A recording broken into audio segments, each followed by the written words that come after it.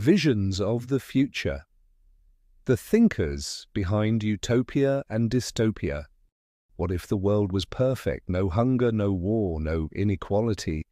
And Utopia. What is Utopia?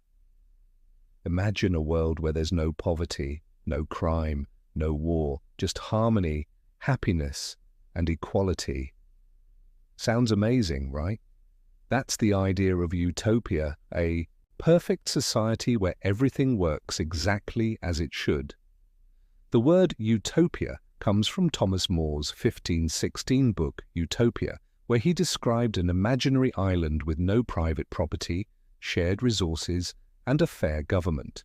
Over time, this idea has inspired countless visions of the future, from peaceful eco-cities to high-tech wonderlands. But here's the catch. Can a perfect society really exist? Does creating utopia mean sacrificing freedom? One person's utopia might be another's dystopia. Utopias push us to dream bigger, but they also challenge us to think about the cost of perfection. So, is utopia just a fantasy, or could we actually build one? Let's explore. But what if that perfect world came at a cost? Surveillance, control, and the loss of free will? A dystopia. Imagine a world where you're constantly watched, your thoughts are controlled, and freedom is just an illusion. Society is broken, ruled by fear, oppression, or technology gone wrong. That's a dystopia, a nightmare version of the future where everything has gone horribly wrong. From Orwell's 1984, where Big Brother is always watching, to Huxley's Brave New World, where people are controlled by pleasure instead of pain, dystopias warn us about the dark side of power, technology, and human nature. But here's what makes dystopias so fascinating. They often start with good intentions, a safer society, advanced technology, or a perfect system. But somewhere along the way, control takes over. They feel eerily real. Surveillance, propaganda, AI. Are we already living in one? They make us ask tough questions. What would we sacrifice for security, comfort, or progress? Dystopias aren't just stories, they're warnings. They challenge us to fight for freedom, question authority, and think critically about the future. So, how close are we to living in one? For centuries, philosophers and writers have shaped our vision of the future. Some dreaming of paradise, others warning of nightmares. Today we'll explore the greatest minds behind utopian and dystopian thought and how their ideas shape our world today. Early utopian thinkers. Long before we imagined dystopias, philosophers dreamed of utopias, ideal societies built on justice, equality, and wisdom. In this video, we'll cover the key figures and their impact, but in future episodes, we'll take a deep dive into each philosophy, exploring the details of their visions and how they still influence us today. Plato, The Republic, 375 BC. Plato's Republic didn't just imagine a perfect society, it defined one of the earliest blueprints for utopia. His vision? A world ruled by philosopher kings, leaders chosen not by wealth or birth, but by wisdom and reason. He believed that only the most enlightened minds should govern, ensuring order, justice, and harmony. But here's the catch. His utopia wasn't exactly free. Censorship controlled knowledge, personal freedoms were limited, and the ruling elite shaped society's beliefs. It was a world where order mattered more than individual choice. Despite its authoritarian streak, the Republic shaped political thought for centuries, influencing everything from modern democracy to authoritarian regimes. Even today, we still debate his ideas. Should only the most intelligent lead?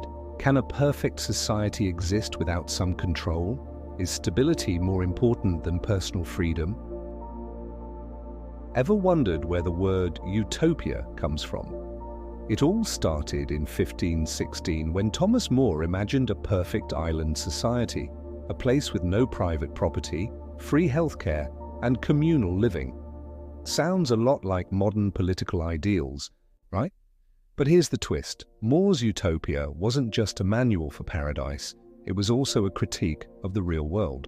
By describing a society free from greed and corruption, he was holding up a mirror to the inequality and injustice of his time. His ideas were so ahead of their time that they went on to shape political thought for centuries: socialism and communism, the idea of shared resources and economic equality. More wrote about it long before Karl Marx.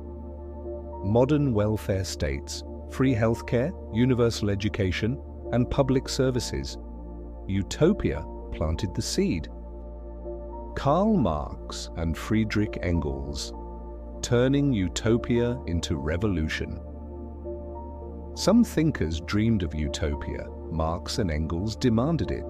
They didn't just imagine a better world, they called for a revolution to make it happen. In 1848, their Communist Manifesto shook the world, predicting a future where the working class, proletariat, would rise up, overthrow capitalism, and create a classless society. But they weren't just philosophers, they were architects of change. They saw capitalism as a system built on inequality, where the rich get richer while the working class struggles. They believed history was a cycle of class struggles and that the next step was revolution, where workers would seize control of production and create an economy based on equality. Their vision inspired real-world revolutions, from the Russian Revolution to global socialist movements that reshaped entire nations.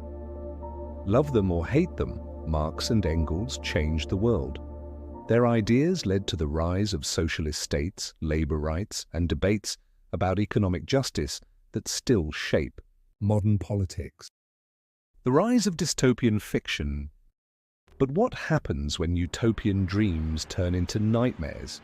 Many writers saw the dark side of these so-called perfect societies, and that's how dystopian fiction was born. We'll touch on major works here, but stay tuned for in-depth breakdowns. In upcoming videos, H.G. Wells, The Time Machine, 1895. Wells's Time Machine wasn't just about time travel, it warned about class struggle. In the far future, humanity is split into two groups, the Eloi, weak and passive, and the Morlocks, who live underground and eat the Eloi. A brutal metaphor for capitalism's dangers. Yevgeny Zamyatin. We, 1920. A century ago, Yevgeny Zamyatin wrote We, one of the first modern dystopias. His world had no individuality, only numbers instead of names and constant surveillance. Sound familiar? That's because Orwell's 1984 was directly inspired by it. Aldous Huxley. Brave New World, 1932. Aldous Huxley's Brave New World imagined a society where control comes in a far more seductive form: pleasure. In this world, people aren't forced into submission, they embrace it. They're kept docile through soma, a happiness-inducing drug that numbs any sense of dissatisfaction. Endless consumerism, where people are conditioned to buy, replace, and never question. Mindless entertainment, keeping them so distracted that they never stop to think. The result? A society that doesn't need surveillance or brutality because no one even wants to rebel. Why fight oppression when you're always entertained, always satisfied, always numb? Huxley's vision is chilling because it feels eerily familiar. Are we already living in a world where constant distraction replaces critical thought? Where comfort is more powerful than fear? Perhaps the scariest dystopia isn't the one that crushes us, but the one that makes us love our servitude. George Orwell, 1984, written in 1949, then came 1984. the most famous dystopia of them all. While Huxley warned of a world numbed by pleasure, Orwell warned of a world crushed by oppression.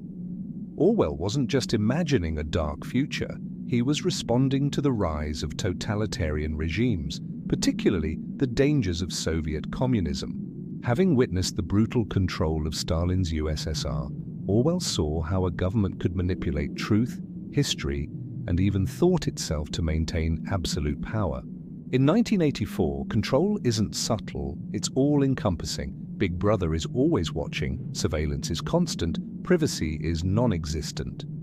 The government rewrites history, facts disappear, and lies become the new truth. Even independent thought is a crime. Speak out, even in your own mind, and you vanish. The party's ultimate goal? Not just obedience, but control over reality itself. Where 2 plus 2 can equal 5 if the party says so, Orwell wrote 1984 as a direct response to the propaganda, fear tactics and political purges of Stalinist Russia. But here's the terrifying part. His warning wasn't just about communism, it was about any system that values power over truth, surveillance over freedom, and control over thought. In an age of digital surveillance, manipulated media, and reality being shaped by those in power in an age of mass surveillance and fake news, Orwell's warning feels more relevant than ever. Ray Bradbury, Fahrenheit 451, 1953. Bradbury's Fahrenheit 451 showed a future where books are illegal and knowledge is erased. Instead of Big Brother, people destroy their own freedom, distracted by mindless entertainment. Does that sound like today's social media world? As technology advances, our visions of the future evolve. Some still dream of utopia, while others warn of new dystopias. Margaret Atwood, The Handmaid's Tale, 1985. In The Handmaid's Tale, Atwood warns of religious extremism, showing a society where women lose all rights. Her dystopian world, Gilead, isn't ruled by technology or a dictator, but by something just as powerful: religious extremism. Women lose all rights. They are stripped of their freedom, their voices, and even their names. But here's what makes The Handmaid's Tale so terrifying. Atwood didn't invent these horrors, she pulled them from history. Every law, punishment, and act of oppression in Gilead is inspired by real events, from puritanical regimes to modern-day restrictions on women's rights. Atwood's message is clear: freedom is fragile. Oppression doesn't always come with force. Sometimes it comes wrapped in the promise of protecting society. Black Mirror and real-world dystopias, are no longer just fiction, they're our reality in disguise. Black Mirror didn't create futuristic nightmares, it held up a mirror to the world we're already living in. From AI surveillance tracking our every move, to social media algorithms shaping our thoughts, technology that once felt like science. Fiction is now part of daily life. Black Mirror warns us that dystopias don't arrive overnight. They creep in slowly, disguised as progress, convenience, and safety. The scariest part: we're not resisting it, we're embracing it. Utopias inspire us, dystopias warn us. The question is, what future are we creating? What do you think? Are we closer to Orwell's nightmare or Huxley's distraction? Comment below. Like, subscribe, and hit the bell for more deep dives into philosophy and literature.